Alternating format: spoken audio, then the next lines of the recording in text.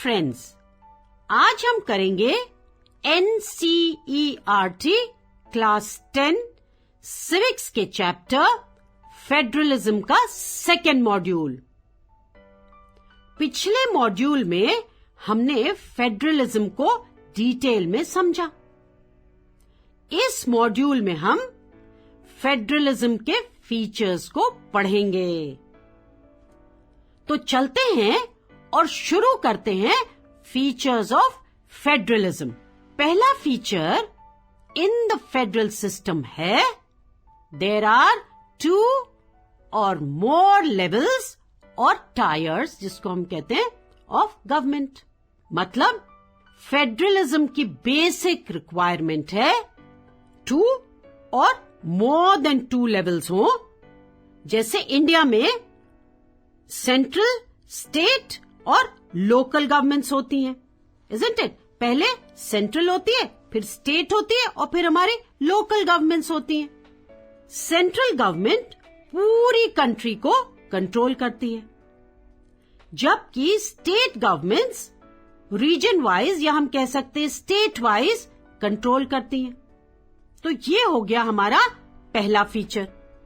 अब चलते हैं दूसरे फीचर पे। तो सेकंड फीचर है different levels of the government govern the same citizen, but each level has its own jurisdiction in specific matters of legislation, taxation and administration. अब इसका मतलब है कि भले ही डिफरेंट लेवल्स ऑफ गवर्नमेंट हैं, पर ये जो गवर्नमेंट्स हैं सेम सिटीजन को गवर्न करती हैं। अब इसे एक एग्जाम्पल से समझते हैं।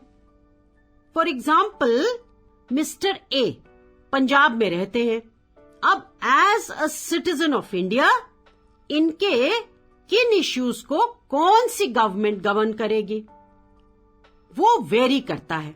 सपोज मिस्टर ए को फॉरेन जाना है, तो इस इश्यू पर सेंट्रल गवर्नमेंट उन्हें गाइड करेगी, क्योंकि फॉरेन अफेयर्स जो है सेंट्रल गवर्नमेंट के दायरे में आता है, उसके ज्यूरिसडिक्शन में आता है।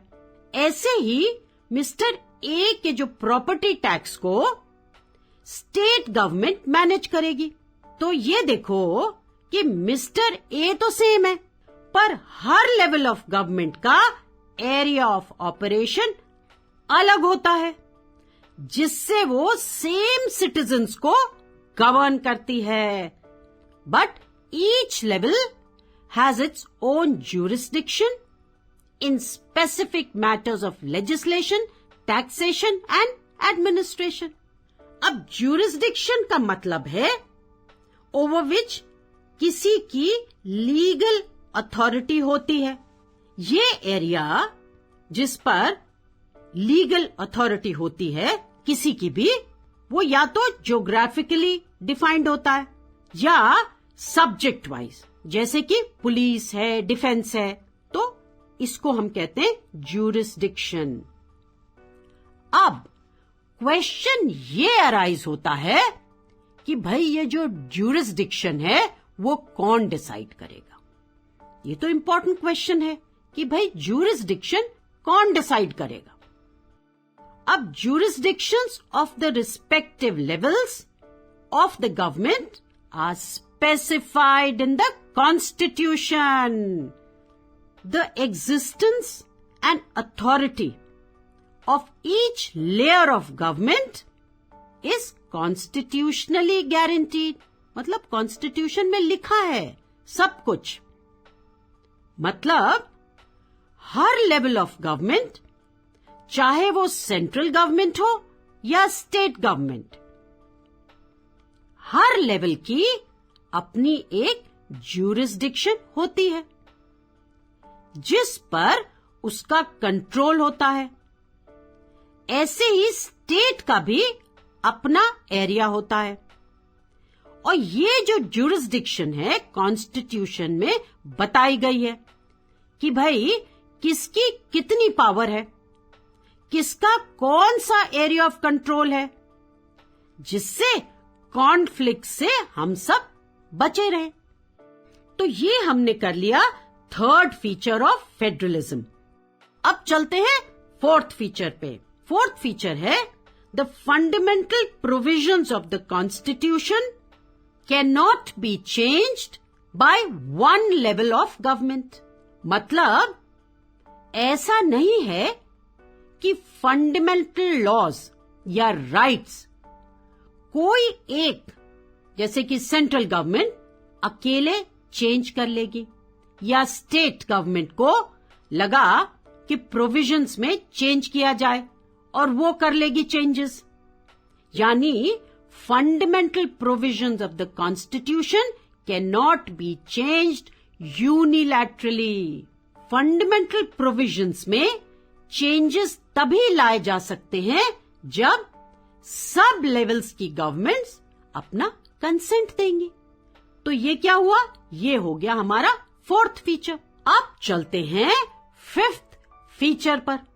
Courts have the power to interpret the constitution and the powers of different levels of the government. क्या पढ़ा हमने? Courts have the power to interpret the constitution and powers of different levels of government. The highest court acts as an umpire if disputes arise between the different levels of the government in exercise of their respective powers. मतलब कौन सी level of government के पास कितनी powers हैं और constitution में क्या लिखा है, ये सब बताने की जो पावर है कोर्ट के पास है, यानी जुडिशरी के पास है। फेडरलिज्म में स्टेट गवर्नमेंट और सेंट्रल गवर्नमेंट के बीच में अगर कोई डिस्प्यूट अराइज होता है तो the highest court in disputes में अंपायर की तरह काम करती है और डिस्प्यूट्स को सेटल करती है। तो ये हो गया courts have the power to interpret the constitution and powers of different levels of the government. अब चलते हैं सिक्स्थ फीचर पे। Sources of revenue for each level of government are clearly specified to ensure its financial autonomy. मतलब sources of revenue दोनों governments के लिए clearly specify किए गए हैं ताकि वो दोनों इकोनॉमिकली इंडिपेंडेंट रहें। कहां से पैसा आएगा फॉर द सेंट्रल गवर्नमेंट, कहां से पैसा आएगा फॉर द स्टेट गवर्नमेंट, ये सब बहुत क्लियरली स्पेसिफाइड है और इसीलिए क्या होता है, दोनों इकोनॉमिकली इंडिपेंडेंट रहते हैं। अब चलते हैं सेवेंथ फीचर पर। तो सेवेंथ फीचर क्या है?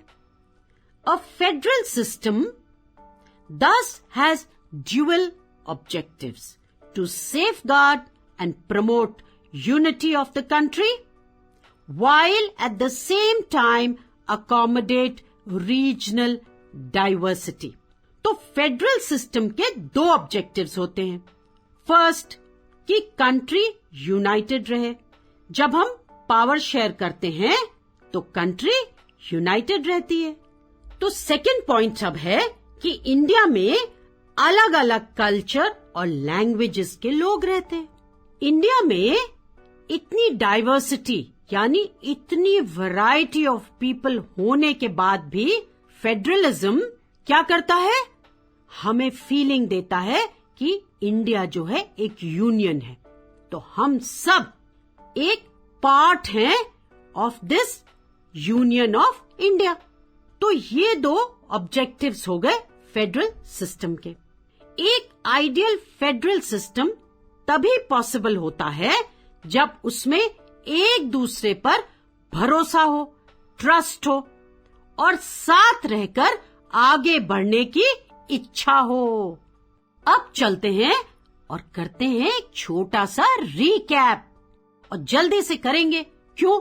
क्योंकि हमने फीचर्स ऑफ फेडरलिज्म तो कई बार रिवाइज कर लिया है।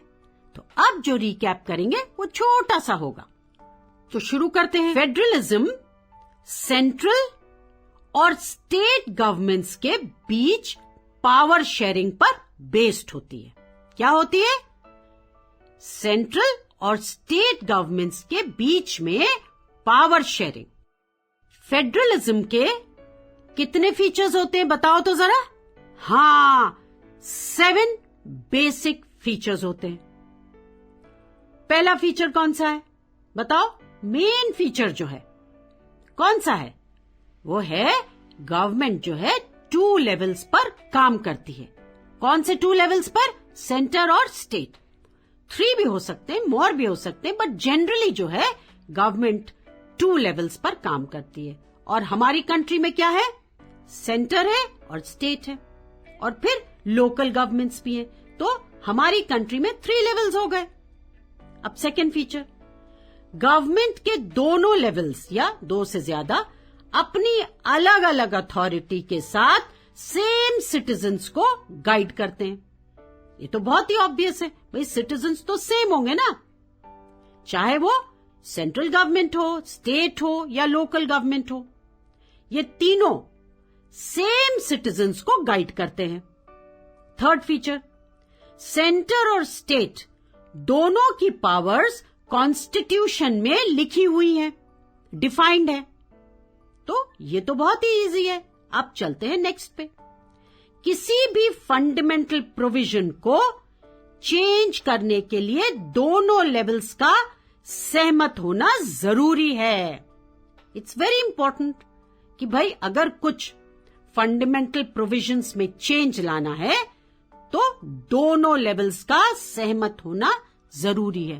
कोर्ट यानी जुडिशरी को पावर है कि वो दोनों गवर्नमेंट्स को उनकी ज्यूरिसडिक्शंस बताए, और अगर कोई कॉन्फ्लिक्ट होता है तो वो कॉन्फ्लिक्ट कोर्ट जो है यानी जुडिशरी जो है, जो हाईएस्ट कोर्ट है, वो उसको सॉल्व करती है। अब next, sources of revenue clearly defined होते हैं, जिससे दोनों लेवल्स अपने अपने में इंडिपेंडेंट रहे। फेडरल सिस्टम के 2 ही मेन गोल्स हैं। कौन से 2 गोल्स हैं? पहला, कंट्री में यूनिटी बनी रहे, और दूसरा, कंट्री की डाइवर्सिटी को भी जगह मिले। यूनिटी एंड डाइवर्सिटी, ये 2 मेन गोल्स हैं फेडरल सिस्टम के। Now let's do a quick revision. Federalism is based on power sharing between central and state governments. There are 7 key features of federalism. The first feature, there are 2 or more levels of government, center and state. Different levels of the government govern the same citizens, but each level has its own authority. The existence and authority of each level of the government is constitutionally guaranteed. In order to change fundamental provisions of the Constitution, consent from both the levels of the government is required. Courts have the power to interpret the Constitution and the powers of different levels of government. The highest court acts as an umpire if disputes arise between different levels of government in the exercise of their respective powers and the powers of different levels of the government. Sources of revenue for each level of the government are clearly specified to ensure its financial autonomy. The federal system thus has dual objectives: to safeguard and promote the unity of the country, while at the same time accommodate regional diversity. तो अब यह module यही खत्म होता है, और हमने इस मॉड्यूल के सारे इंपॉर्टेंट पॉइंट्स को अच्छे से समझा है और उन्हें रिवाइज भी करा है। तो अब इस मॉड्यूल पर बेस्ड कोई भी क्वेश्चन आप बहुत आसानी से आंसर कर सकते हैं। तो चलते हैं क्वेश्चंस की ओर।